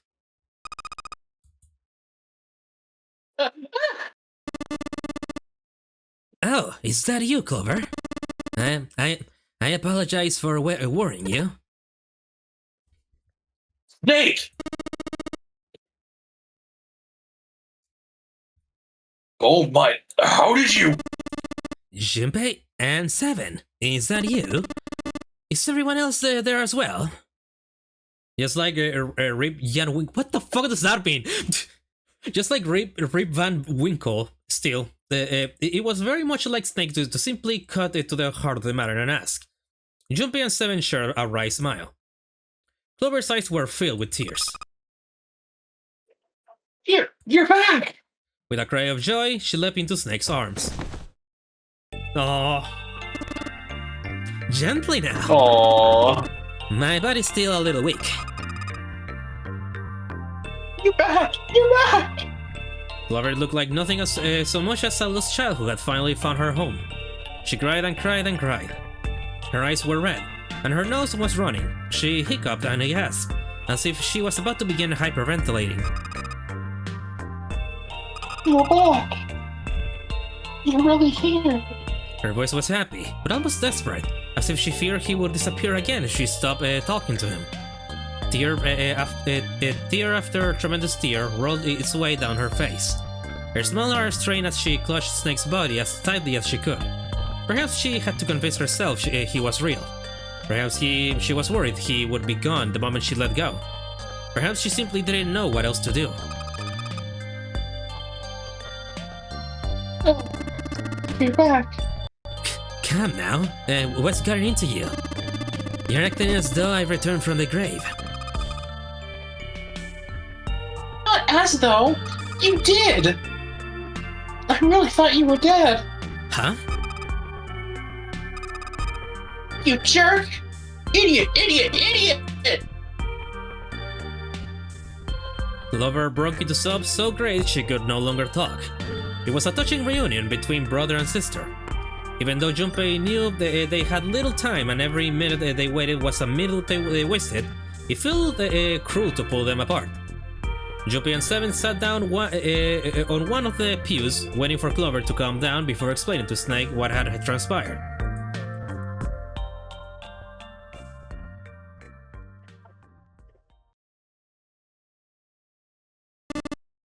I see. I believe I understand things rather well now, thank you. In the shower room, there is a dead body wearing my clothes. Because of that, you thought that I was dead. Correct? He had quickly and neatly summarized the events of several hours. Jumping up. Okay. I never said this in the last episode, but I like his outfit. I like the outfit he's in now. Yeah, it's very I cool. never said this in the last episode, but I like that design, honestly. Yeah, It looks like a cloak mixed with a hoodie. Yeah, it's very cool. He also discovered a corpse in the captain's quarters, and Santa turned on you here, in this room. Do I have it straight?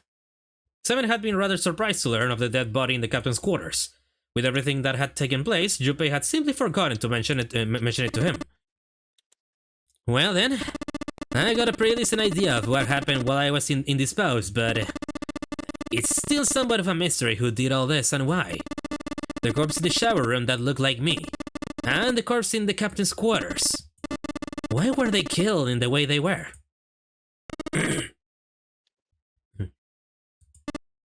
You don't know? No. Why would I?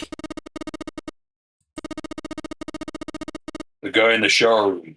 We don't know who he is, so let's just call him Mr. X. Like the one from Resident Evil? Or X? We're making two separate references! Okay, you gotta get two images now. Yeah. When we say them. Yep.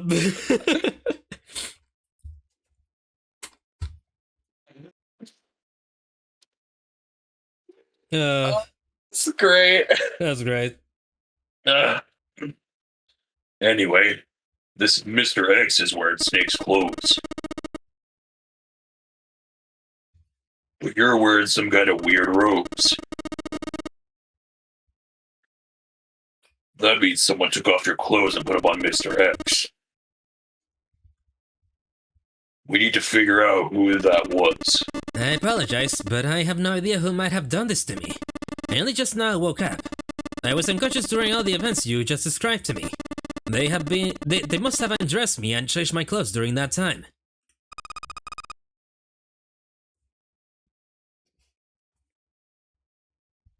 When were you knocked out?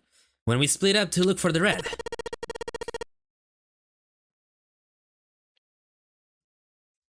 Where did they get you? Do you remember?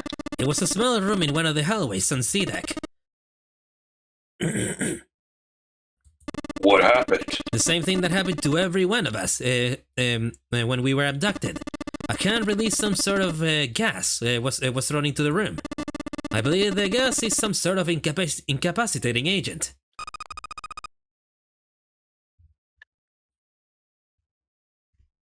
Then that means it was 0. Looks that way, huh? There's nothing else I have to tell you. When I woke up, I was in this coffin. Junpei crossed his arms and thought. Why had Zero made Mr. X wear Snake's clothes? Who had the results of that? Who had the results of that trick benefited Zero? It was a mystery. Junpei couldn't make sense of it. Well, we kinda know why that happened. Yeah. He also didn't have a satisfactory explanation for how he discerned the key code for the coffin. It just didn't make sense. Truth had gone, and truth had gone. What did that mean? Did it mean anything? And why had Junpei felt compelled to push the buttons on the bracelet after hearing them? Seven had asked him about it while they waited for Clover to finish crying. He had no answer for him then, and he still didn't. All he could say was that it seemed to have been a subconscious reaction.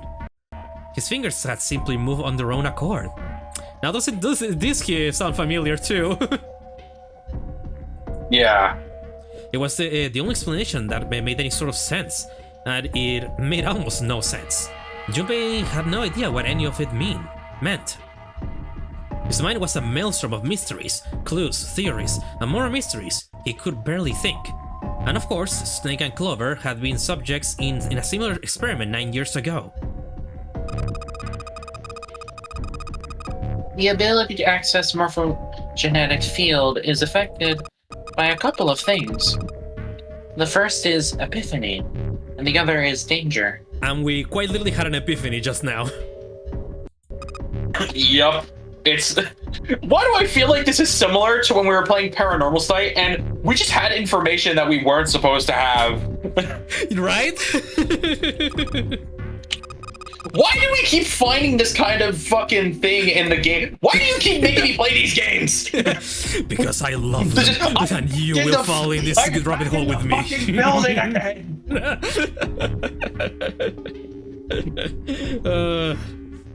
Let's say that I like a very specific type of story. Story beats. I see that. Because it also seems like every single story you make me play, someone fucking dies. And there's always something that has to do with curses and shit, and fucking ancient legends and whatnot. This time around, though, we learned a lot about experiments. Yeah. Okay. Someone did actually die. A girl. Her name was, There had been another experiment conducted on the same ship 9 years ago. A girl had died during it. Morphogenetic field theory. The two murders. Switching clothes. The nonary game. And whatever strange thing was happening to Junpei himself. The maelstrom in his head spat out words and ideas that disappeared back into it almost as soon as he grasped them. But as he struggled through them, Junpei began to realize something. There was something that tied all of them together. Zero. He was the ringleader, the person who had trapped 9 people on a sinking ship. Zero knew everything. If they could uncover Zero's identity, all of their questions would be answered. Who was Zero? Junpei had the beginnings of a theory. If he could only test it. Or perhaps... At any rate, we'll have plenty of time to decipher the details later. For now, it is of utmost importance that we escape. Junpei, it was 4:30 the last time you checked the clock, yes? That means we have less than an hour. We must hurry. Hey! How are we gonna get out of here? Isn't that obvious? Through the other number 9 door.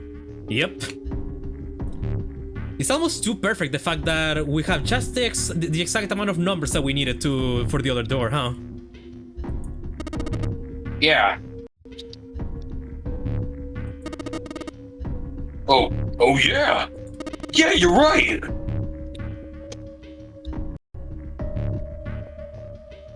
Snake, we can open the door. don't tell me you hadn't figured that out. As they snipped back and forth, Junpei glanced at Snake's left hand. He was wearing a bracelet with a 2 on it. Come on, you gotta tell me these things. I, assume you figured it out. He's a bit slow. Math clearly isn't Seven's forte.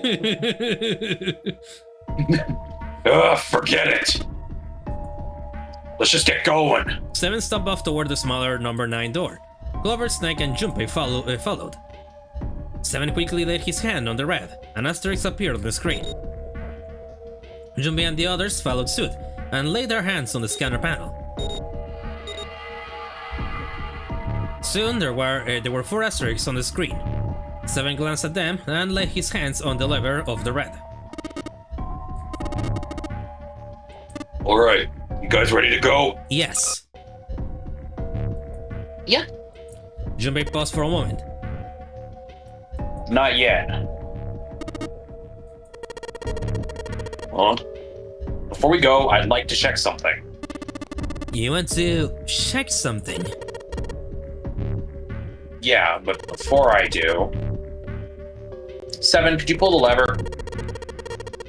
I want to make sure we verify this with just the 4 of us. What do you mean? We don't need... Just do it, alright? But if the door opens, don't go in yet, okay? Please. This is really important. I really need to check this, okay? Work with me here. Junpei looked directly into 7's eyes.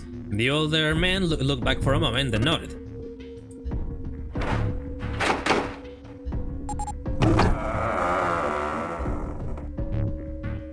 Seven pulled down on the lever and door 9 creaked open.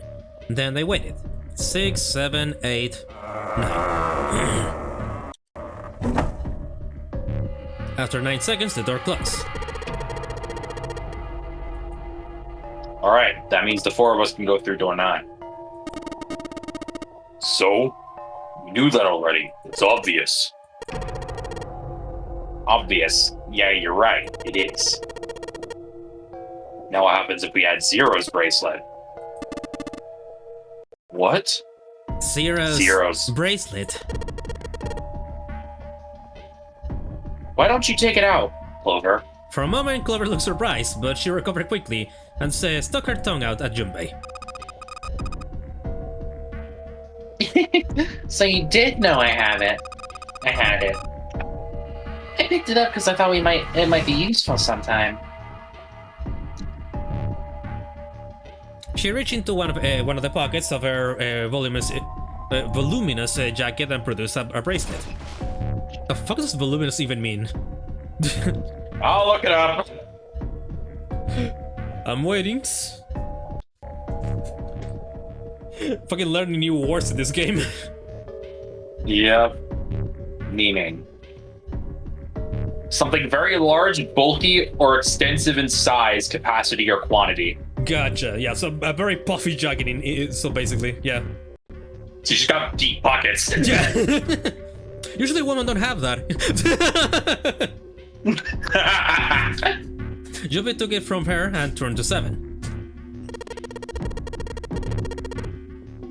This was left in the hand. This was in the left hand of the corpse in the captain's quarters.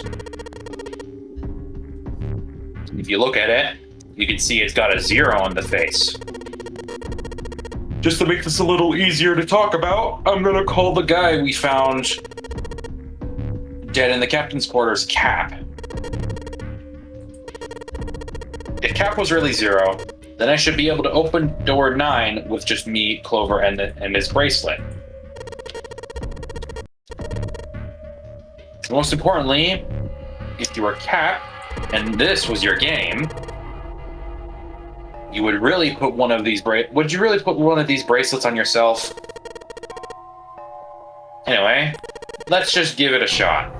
Clover, give me your hand. Okay. After he and Clover scanned their bracelets, he waved Caps over the scanner panel. Then he pulled the lever. However, the door didn't open. The red display read error. I knew it. Now, what does this tell us? Maybe the bracelet has to be on your wrist in order for it to work? No, that's impossible. Did you see how the panel showed a 3rd asterisk when I scanned Cap's bracelet? Whether or not it's on your wrist doesn't matter. All you have to do is put the bracelet near the panel for it to register. 7 waved his bracelet in front of the scanner panel. Sure enough, a single asterisk appeared on the red. Looks like you're right. See? So what does that mean? There's only one possibility. That bracelet is in the number 0. Is that what you're saying? That's right. Then, what number is it? Let's find out. Yeah. Do you remember what was the number, the combination? I mean, It was it was it was a combination that made 6. So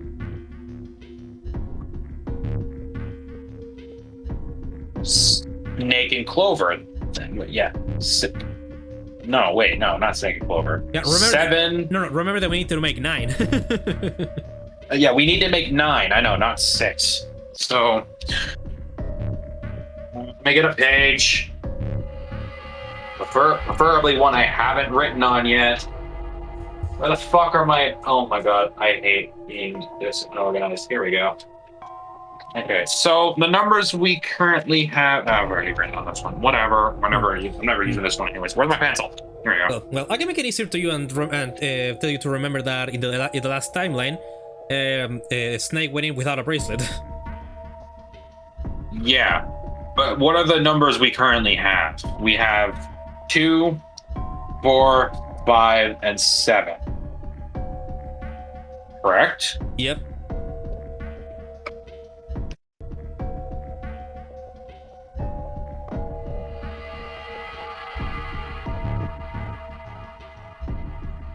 So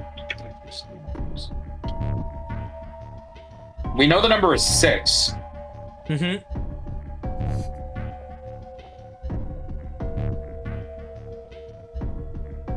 It's 5, 7, and Cap. So Junpei, 7, and Cap. Yep. If this combination open the door, then the cat's bracelet number is 6.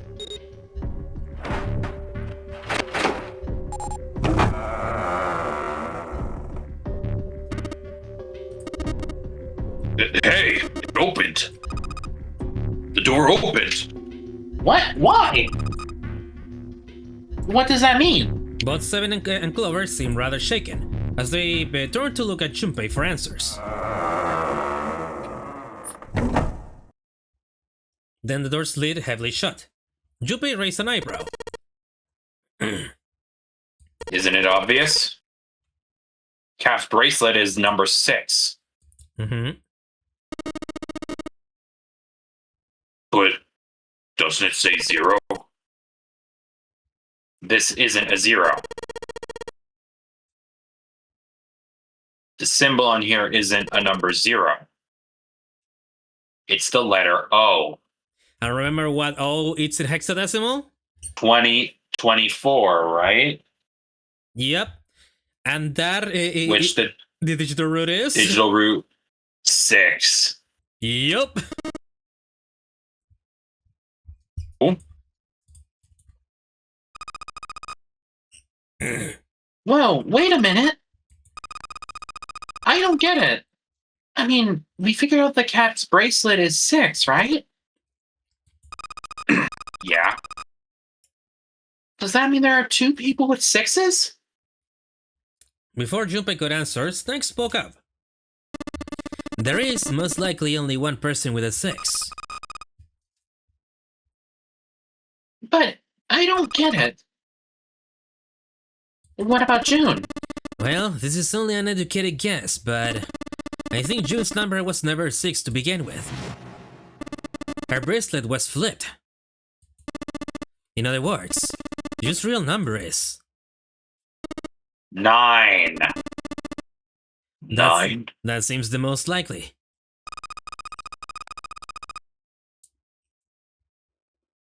Then all this numbered door stuff was just a load of crap? Why would you say that? Because if June is 9, then the numbers wouldn't match up. Clover grabbed Junpei's notebook and began to write furiously in it. Junpei leaned over to look at it. List of all the numbers doors June's gone through. Clover read each row out loud so that Snake could follow along. Alright, I made a list of all the numbered doors that June has gone through so far. I wrote down which door she went into and with who. And I wrote all the of what all the numbers were. So if you switch 9 and wherever there's a 6, the numbers don't work. The digital root is... If the digital root is 7, then you can't open 4. If the digital root is 2, then you can't open 8.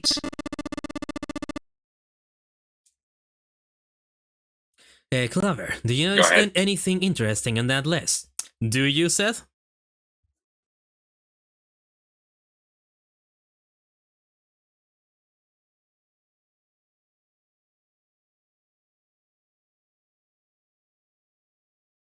Nine, 3, and 8 have all gone through the same doors together.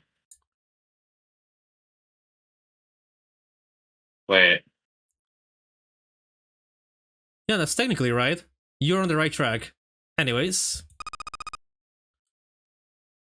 What do you mean? You're talking about 3, right? 3? Santa's always in the room with her. That's what you're saying, is it? Yeah, so in every route, Santa is always paired up with June. Even if no matter who else is aside from those two, they're always paired together. Oh my god. Yes, exactly. What about it? That's quite simple, really. You told me that the first time you came to this room, Santa was the first to refuse to leave June behind. Now, doesn't that beg the question why? Why would Santa do such a thing? The answer is easy. What's the answer?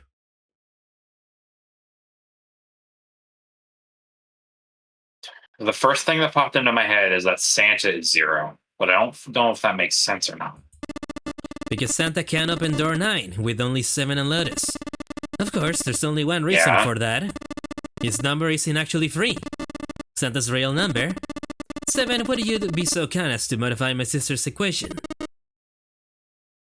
Yeah, sure.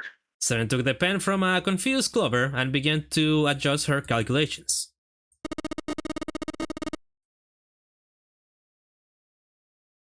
This is what you're getting at, Snake. He read out the changes he made. When he finished, he'd look at Snake. Oh my god, Santa is 0. Snake smiled. Thank you. That is exactly right, 7. Santa's true number wasn't 3. It was 0. No way! Santa is 0? And June was 9, not 6. On the contrary, Santa was 0, not 3. Plus 3 and minus 3. They cancel one another out. Nothing appears out of order. Then that means that even though he set this whole damn thing up, Santa was still playing by the rules of the non-array game this whole time. Precisely. So you're saying Santa planned this whole thing? I'm not sure if he acted alone or not, but I think it is safe to conclude that he is 0. If my hypothesis is correct. Clover bit her lip. She seemed to be having some difficulty believing her brother's explanation. Junpei remained silent and thought. Suika's hypothesis didn't satisfy him. Jun's bracelet was flipped. Even if that were possible, then there would have been 2 number 9 bracelets. And if that were the case, yeah, there must be like a reason for why they had to be that way, right? I think that's what he's going. Well, what was the reason for it? I don't know off the top of my head, but it has something to do with the Knife Man. Alright, that's enough talking. Let's go. It's high time we went through that door.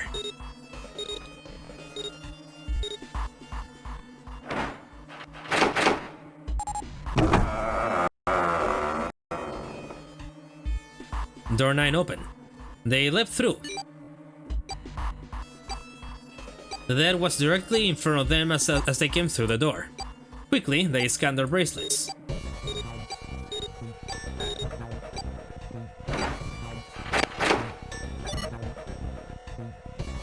And the detonator stopped. Yeah. After pausing for a moment to catch their collective breath, Junpei and his companions headed down the long hallway in front of them. At the end was a set of stairs leading down into the ship. It looked as though they led all the way to the bottom deck. They looked down, it didn't seem to be flooded. After deciding it was safe, they headed down the stairs. Before long, Junpei and his companions found themselves on the bottom deck. They turned left and into another hallway, at the end of which they found another door. And of course, there was a symbol engraved on the keyhole. It looked like the sort of harpoon one would use to hunt fish, and the kind with 3 prongs. Snake traced the shape of it with his fingers. This is the Neptune symbol. There must be a key around here somewhere. Neptune key. All Junpei had was the Uranus key card. Not the same planet and not even the same sort of key. Clearly, he wasn't going to open this door. No shit, Sherlock. After examining the door for a few more minutes, they gave up and headed back to the way they come. With a little more searching, they found a metal door. To the side of it was a card reader. A symbol was engraved onto the card reader. It matched the Uranus symbol on the keycard Junpei was carrying. This is the place. He muttered to himself and slid the card through the reader. It beeped once, and the light on it turned green. With a heavy metal groan, the door creaked open. Junpei, Clover, Snake, and Seven looked at one another, nodded, and stepped through. Yeah, pretty good that Junpei had that keycard on him, huh? Yeah. The room they found themselves in was full of books. It looked remarkably like a library. The sort of library where large numbers of people came to read books, more the sort of library that was simply a place to store books. He felt a little overwhelmed by the sheer number of books, but Junpei did his best to speak with authority. Alright, if we want to get through that door, out there, we need to find the Neptune key. I say we split up and look for it. Okay. Very well. Sure thing. Good. Let's get started then. But that would have to wait for the next episode. I knew you were about to say that. But yeah, the next episode should be around the last one, and for what I cannot wait to see what will happen. So, what are your thoughts so far? Santa has dropped. Fair. But yeah, everything's starting to piece together a bit here.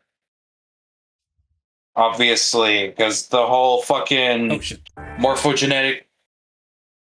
Yeah, there we go. The morphogenetic field, Ice 9, Alice, or All Ice, whatever. All that shit finally came together from the fucking first path that I went through. Yep. Because I didn't know what any of that shit meant, and it was all because I didn't talk about Ice 9 with 7. Yeah. I'm kind of pissed. Yeah, when that should have happened, I was like, oh, you fucked up. Oh, you're gonna get axed. Oh.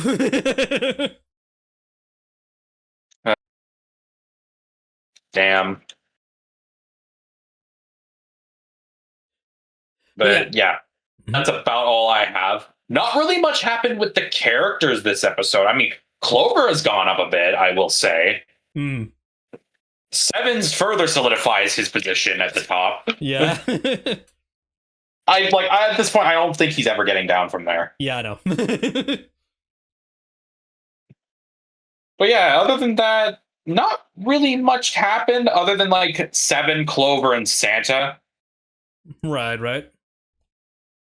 And obviously, Santa being from around middle to high on the placements just dropped down. Not as bad as Ace, Yeah. but still down there. Maybe like above the 9th man. Yeah. And what are your remaining questions at the moment? I don't really have any questions, but I'm curious to see if we're gonna end up finding that Alice or All Ice person, because we're in the library now. Mm-hmm. Other than that, I have a sinking feeling that that not everything is gonna end up happy at the end of the next episode, and I feel like June is gonna fucking die. I have that fucking like little feeling in my chest. Oh yeah, to finalize though. Okay, so what does do you have a feeling for why everybody is here in this Notary game? Everybody feels connected in some way. What are the connections? Obviously, Seven's connected because of his whole backstory. Santa is, well, obviously he's got a backstory and he's also Zero. Snake and Clover were part of the Nonary game 9 years ago. Lotus's children were part of the Nonary game 9 years ago. Ace is... Yeah. We know exactly who he is. But then there's June and Junpei. They're still a mystery, huh? They're the only two that we don't have solid alibis for. Or solid proof about, not alibis, like solid proof of how they're connected to the Nonary game and all this shit. Yep. And then there's the 9th man, but who gives a fuck about the 9th man? Am I right? Fair. Although we do know why, though. Yeah. Well, all I'll say, all your answers will be answered in the next episode. Yeah. Until then, though, that's gonna be all for today, guys. If you guys like this video, please do leave a like and subscribe if you haven't already. And become part of the Discord server so you don't miss out on any uploads to YouTube, and whenever I have good internet, be going live on Twitch. And with all that, I bid you all, my dear travelers, adieu. So bye bye, have a great day, everybody. Bye bye.